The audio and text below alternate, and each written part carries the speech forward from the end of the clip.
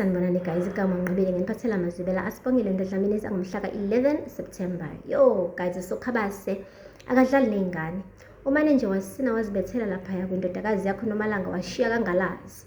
Ushilo wathi yabona lento le oyenzile Nomalanga.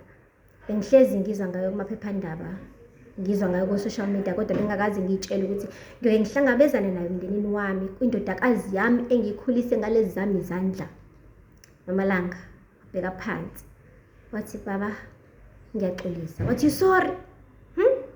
Uyaxolisa? Wathi dad, the thing is ngiyamthanda uKwenzo.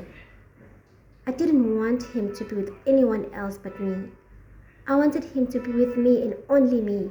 Wathi ubiza uthando ngalento le. Uthando lo Nomalanga. Yazi yini mina ngibonayo? Ngibona nje this little girl who is just desperate. Nomalanga, you make me look like I failed you as a father. I failed you. Wathi baba, akunjalo, please. Ungayithathi ngale ndlela lento le. Mina, I did all of this because I didn't want to lose him. I thought that maybe mangiqamba amanga, mhlawumbe mangiqamba amanga wathi thula Nomalanga. Yazi wena uyenzile lento le. Futhi uyenzile, wayenzisisa Nomalanga. Kodwa yazi yini into e-achievile? U-achieve into eyodwa qwi. U-achieve ungiphula inhliziyo mina Nomalanga. You broke my heart into tiny pieces Nomalanga. Nomalanga wabheka phansi guys. Yabo sokhabasi akavaze inhlobo amvune uNomalanga kulento ayenzile. Umtshele nje ezikabhoqo washo ukuthi umntanami wrong. Nomalanga lebona ukuthi hayi babakho uthi ukuthela uganunu wabo ngalesenzo sakhe. Ushilo ukuthi uyazi ngiyabonga ngoba unkosikazi wami akasekho, ngoba kube kade khona.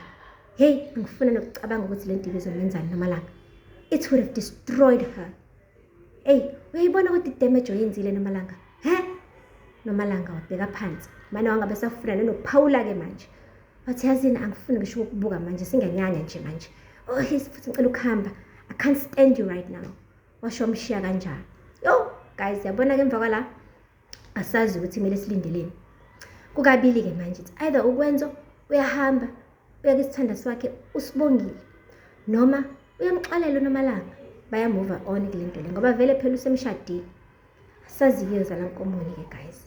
Kaze uKwenzo uzobuyela kusibongile noma uzoqhubeka ahlale la kulendlela ethayo ngisho kunje. Aphela lapho ke guys. Abazwekala namhlanje ngakhohle ukusubscribe and like and comment. Until next time. Bye.